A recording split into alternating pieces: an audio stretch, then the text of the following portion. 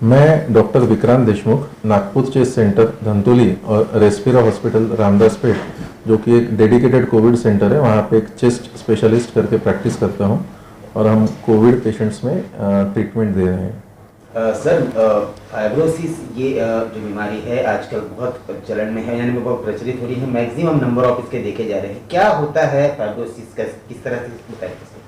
देखिए, pulmonary fibrosis ये वैसे एक अलग बीमारी है अपने आप में, और जिसमें फेफड़े सिकुड़ जाते हैं, जिसके कारण है स्मोकिंग या ओल्ड एज, जिसको हम इडियोपैथिक पल्मोनरी फाइब्रोसिस कहते हैं। मगर जिस पल्मोनरी फाइब्रोसिस की आप बात कर रहे हैं वो कोविड रिलेटेड है, इसलिए उसको पोस्ट कोविड फाइब्रोसिस कहा जाता है। कोविड पेशेंट्स में निमोनिया या लंग्स का इन्वॉल्वमेंट सबसे ज़्यादा है। फेफड़े क्षतिग्रस्त हो जाते हैं, उसमें निमोनिया डेवलप होता है। जब ये निमोनिया ठीक हो जाता है, निमोनिया ठीक तो हो जाता है मगर वो अपनी मार या छाप फेफड़ों पे छोड़ देता है और फेफड़े सिकुड़ जाते हैं। ये काफ़ी बाकी वायरल इन्फेक्शंस के साथ भी थोड़ा बहुत फाइब्रोसिस होता है, मगर कोविड पेशेंट्स में ये ज़्यादा प्रमाण में पाया जा रहा है, इसलिए इसका कॉम्प्लिकेशंस को ये स्पेशल नाम दिया गया है पोस्ट कोविड फाइब्रोसिस। जी सर, अगर बात की जाए तो ये जो फाइब्रोसिस के कोई एज लिमिट है कि ये इन्हीं एज के लोगों को होगा, या जिसको कोविड हुआ है उसको फाइब्रोसिस होने की पूरी शक्यता है, क्या कहें?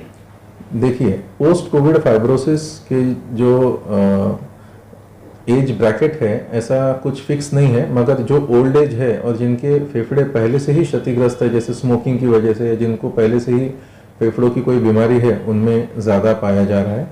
यंग एज के पेशेंट्स में भी हमने पोस्ट कोविड फाइब्रोसिस देखा गया है, मगर अच्छी बात यह है कि उनका फाइब्रोसिस काफ़ी हद तक रिकवर हो जाता है, पूरा नॉर्मल हो जाता है समय के साथ और अच्छी दवाइयों के साथ। जी, बात की जाए तो अभी लोग कोविड से बाहर निकले ही हैं, तो फाइब्रोसिस ये कहीं ना कहीं लोगों को एक बहुत ही डरा देने वाला विषय है। तो क्या कहेंगे आप, इससे किस तरह बचा जा सकता है या क्या किस तरह रोकथाम की जा सकती है? देखिए, जैसे कोई भी बीमारी अगर समय पे इलाज करते हैं तो उसके कॉम्प्लिकेशंस नहीं के बराबर होते हैं। तो पोस्ट कोविड फाइब्रोसिस किन किन लोगों को होता है? जिनका इलाज देरी से चालू होता है एक, या फिर जिनकी बीमारी बहुत ज़्यादा तीव्र प्रकार की हो, बहुत ही सीवियर क्षतिग्रस्त हो गए फेफड़े आपके कोविड से, जहाँ पे आपके 90-80% लंग्स डैमेज है कोविड की वजह से, तो ऐसे पेशेंट्स में पोस्ट कोविड कॉम्प्लिकेशंस होने की संभावना ज़्यादा होती है। पोस्ट कोविड फाइब्रोसिस से बचना है तो हमें सही समय पे इलाज शुरू करना होता है। और अच्छी बात यह है कि 80 से 80% लोग, 80 to 90% लोग पोस्ट कोविड फाइब्रोसिस से ठीक हो सकते हैं अच्छी दवाइयाँ, समय पे दवाइयाँ करने से। इसका ड्यूरेशन करीब करीब 2 से 3 महीने होते हैं। लक्षण क्या है कि कोविड ठीक होने के बाद भी ऑक्सीजन ना बढ़ना, खांसी आना, सांस फूलना, तो हम ऐसे पेशेंट्स में कभी इनहेलर्स, स्टीरॉइड्स और एंटी फाइब्रोटिक एजेंट्स जैसे निंटेडाइनेब नाम की या परफिनिडोन नाम की दवाइयाँ हैं, ये बाकी लंग फाइब्रोसिस में काम करती है, तो वही दवाइयाँ हम इसमें भी इस्तेमाल कर रहे हैं, जिसका कि मरीजों को अच्छा फायदा हो रहा है। और काफ़ी मरीज कुछ लोग 1 महीने में, कोई 2 से 3 महीने में ठीक हो रहे हैं।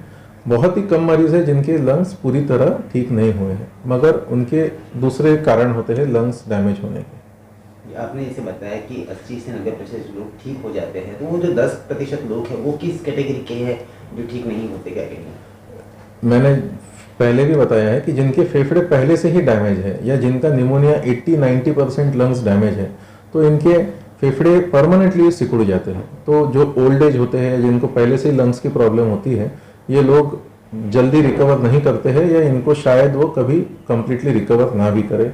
ऐसे लोगों को सांस फूलना चालू रहता है, इनको काफ़ी बार लॉन्ग टर्म ऑक्सीजन थेरेपी भी लग सकती है, इनको घर पे भी ऑक्सीजन लेना पड़ सकता है। जी सर, अगर बात की जाए कोविड को ध्यान में रखते हुए, वैक्सीन आ चुकी है, शायद आदमी वैक्सीन ली होगी। हाँ जी।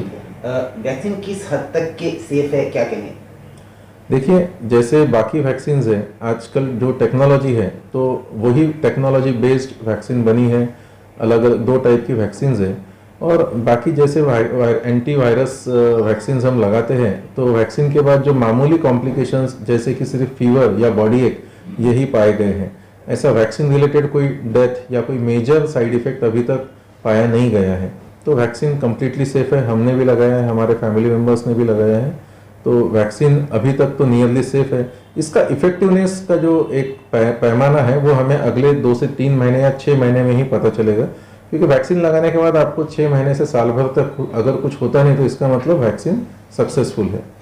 जिस कोरोना ने पूरे देश को रोक के रख दिया, पूरी वर्ल्ड को रोक के रख दिया था, उस कोरोना को लोग आज भूल चुके हैं और लोग सैनिटाइजर, मास्क और एसएमएस का प्रयोग नहीं कर रहे। तो ऐसे लोगों के लिए क्या संदेश आप चैनल के माध्यम से देंगे?